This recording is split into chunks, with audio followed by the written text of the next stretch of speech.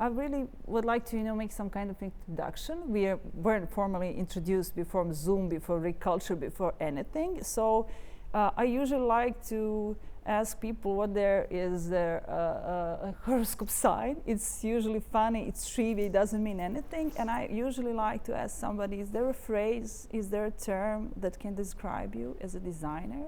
In terms of horoscope? No, that's the thing. I like to make like an icebreaker. Describes you as a designer? Yes. Yeah. Is there anything? I heard your lecture, so now I'm hoping that you're going to say something that can bring me more. I think that I think there's a dog actually there, and I think that's an interesting. I am the dog. I'm the dog of the designers. You're the dog of the designer. No, I don't know. No, I think I try to be true and honest, and I try to search for truth and honesty in my work. So I think I try to achieve some level maybe of perfection, but also imperfection at the same time. So I think like humanness is definitely part of all the things that I do. That you do, great, that thing. When people Google you, they have give you a description that's usually a bit, for a designer. You're a designer. You can be art director. We see a lot of type design involved in your work. You're a lecturer. But is there anything more? Is there anything that actually combines those things, or something that moves you more than that? Is Constantin just that, or is vast image of you, of your work, of something that's more, that it actually is design is like on a shelf for all of this thing that is you, and actually that is something for me that's really important thing. I think definitely for the last 20 years until now, where it has become like a thing of maybe more accessible to most people through the pandemic, where a lot of people have started to work from home and work from kind of like their laptops and funny setups. I think definitely being a mobile studio has been an important part of my practice, so kind of like traveling with my work. But I think design and lecturing probably are the main parts. And now a new one has definitely come in, which is for me a big crazy obsession, which is sailing. So, and I'm only starting to incorporate that and bring those worlds together. I don't know yet where they're gonna go, but like that's definitely a new chapter in my life that's starting now. Thank you for that answer. It gives me space for my other question. Is a designer a navigator really? Navigator? Navigator. Because navigator? Yes. Is that maybe something you can describe a designer? Yes, I think a designer is a navigator. For me in particular, I think, and I also spoke about that in talks before, for me design is not just navigating, but for me very often the process of designing is somehow like being a vessel actually. So and the ideas being out there and not necessarily being mine, but me opening the right kind of like channels to let them go through me to come onto the paper. So we mentioned the sailing. I'm always returning to the navigating as a term. Does it relate to you being a lecturer?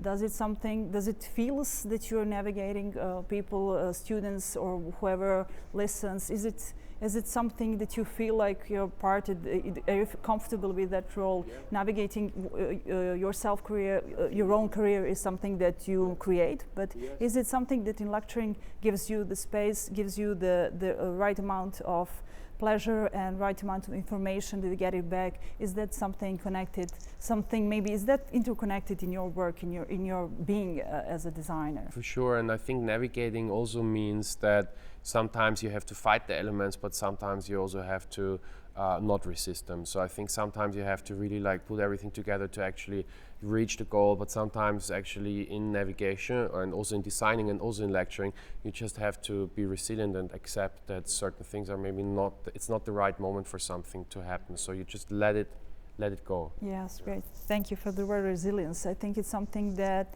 describes designers, because sometimes we heard in a lot of lectures, we know from the practice resilience is something that we all need sometimes during the clients, with the students, with every part we work. We are part of the PDP Conference. They talk about shift. We all shifted in last year. Everybody shifted in somewhere, somehow. Yeah. Does shifts in your life happen suddenly or gradually? And are you welcoming them, or you're just trying to fight it? What's your tendency to shifts? Do you embrace them like something good in your life and in your career, or something that you try to avoid? I would like to know shifting. We live in shifting times. That are shifting. We don't know if we are going to again go in lockdowns, or we're going to continue, or what's going to happen for 2 years now. For some things that were just generally expected now are completely different. Yeah. What's your again, I think speaking for myself, and I think everyone needs to figure that out for themselves, but I think speaking for myself, it has to be a combination of I think it always has to be welcoming shifting. I think shifting is something that's always going to happen, and to use it for yourself. But sometimes it's important to use that shift, fight that shift also, because because it's testing you to get off your course, but maybe the course, you're sure that that's the course you want to stay on. But I think in a lot of times the shift should be something to be embraced and to be welcomed and to be taken seriously, because it's there for a reason, and it's there to bring you to new places where you maybe gonna lose something that's important to you, but you're gonna gain something that you don't know yet. So, is there any? I usually think about shifts and think that are changing. Does shift needs to be tectonic, like something massive, or needs to be subtle to make difference? I think it has been almost tectonic for us, the last one. I think it came kind of out of nowhere, even though a lot of people kind of could feel something like that coming sooner or later at some point. But I think both is possible. I think shift can be something very gradually, very slowly, approaching, kind of like creeping onto you, something or being part of you. That you carry with you, that you feel, and you just have to let it out. But it can be both. But again, I think I think there is no one rule how to approach shift, besides maybe the fact to welcome it. Yes, I think that's okay, great. We have the same opinion. I would like in your work, we're going to shift to questions that are more in discipline, that are more in design, that is more connected to me. Actually, I see a lot of typography, and you design it. Does it always?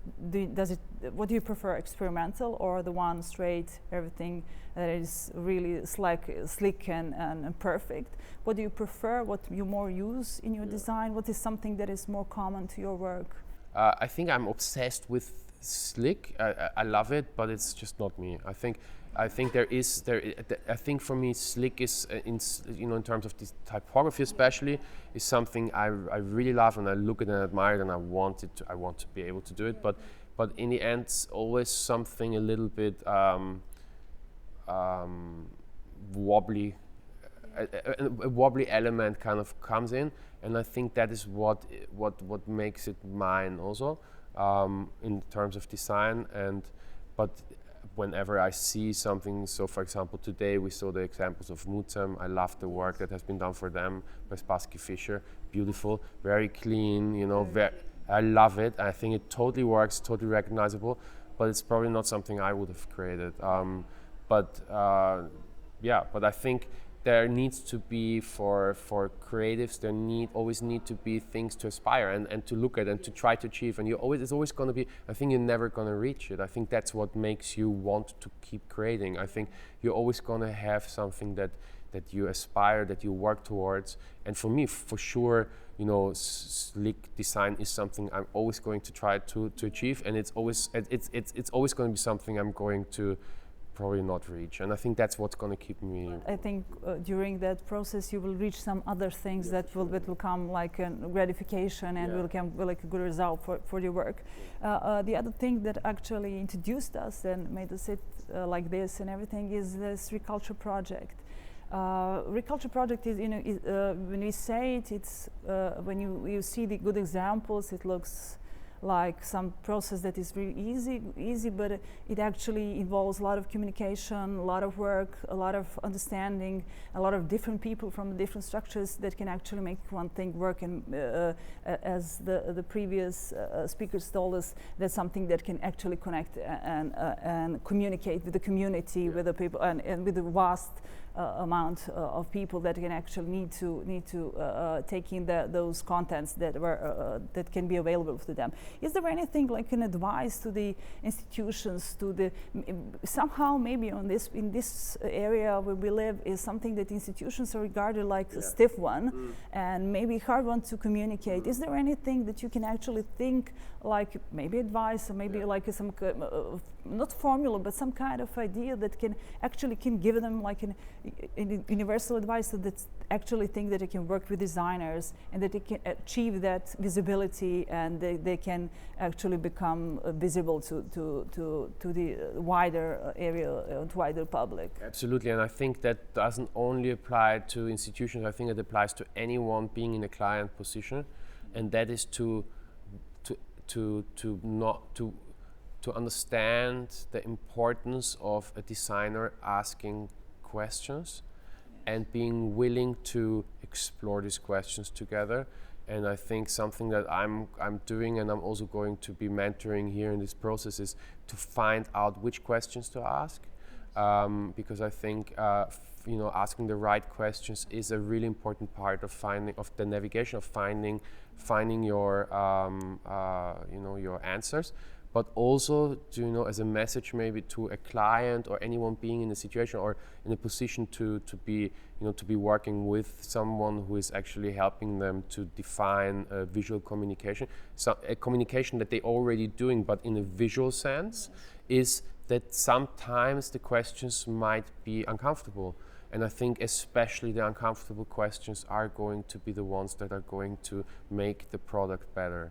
Because I think that is going to be finding out the weak points, and I think only once we understand the weak points, we're going to be able to turn them into an asset. And I think to turn like a weakness into a strength, and I think that's the power. I think that's something that's going to be really exciting to explore in terms of rebranding, cultural institutions that need rebranding in some way or the other. Yes. They need to change it's not just the visibility, it's not just the visual, it's the visibility and the communication. It needs to, it's so many levels. Also this project or any other project of that kind. We talked and somehow I define you through the things that I heard. You're a designer, you're a navigator. I find it quite inspiring, and in this thing that you usually, the first thing that you say, you're a digital nomad, and how's it, navigation from that comes something like a normal thing. If you're going to be nomad, does it sometimes like confront? If you have a navigation, it gives you a right direction. If you're a nomad, you maybe it means that you kind of get pulled away or drawn away with some other things. How does it combine in your life and in your work, the thing that is actually you, maybe something opposite? How is working for you as a designer? I think it's still fueling my hunger for exploration, and I think it's something that doesn't even have to be external. I think that can also be an internal process, but I think it's the opposite of standing still for me. And standing still doesn't have to mean that I travel the world necessarily. Like last year, none of us were traveling the world, and I think it was still possible to travel, internally and explore places that we maybe haven't known before. So I think the hunger for finding out places to explore, for me, is something that is fulfilling my desire to then create. Okay, well, that's the thing that I think that actually makes portraits of you. I would like to thank you for this talk. Thank you very much. And it was really inspiring. You gave us a lot of good terms and a lot of things that every young designer can actually grab on and maybe find in them themselves. I usually I work as a lecturer, and I usually think that there are always some kinds of wisdom from others. Is there something that you think that young students need to know? Is there something from your experience that you actually think is something that maybe you wanted to hear, something like an advice, like a motto, or anything that you can share with us that is actually for the students, for the young ones? I'm not sure if I'm already in the position to do that. I think like I'm not senior enough to be able to actually really, but if I can only look at my younger self, like what I would tell my younger self, then it would be, stay hungry and stay true to yourself, and work hard, but work hard in being real as much as you possibly can to what you are. And I think I think that's probably the advice that I would try to give myself, at least. So. Yeah. Okay, I will end with this. Thank you, the designer, the navigator. For me, you will always be the navigator, and I think it's one of the greatest terms that you can actually it's a big with our work and with what things we've done. Very much. Thank you.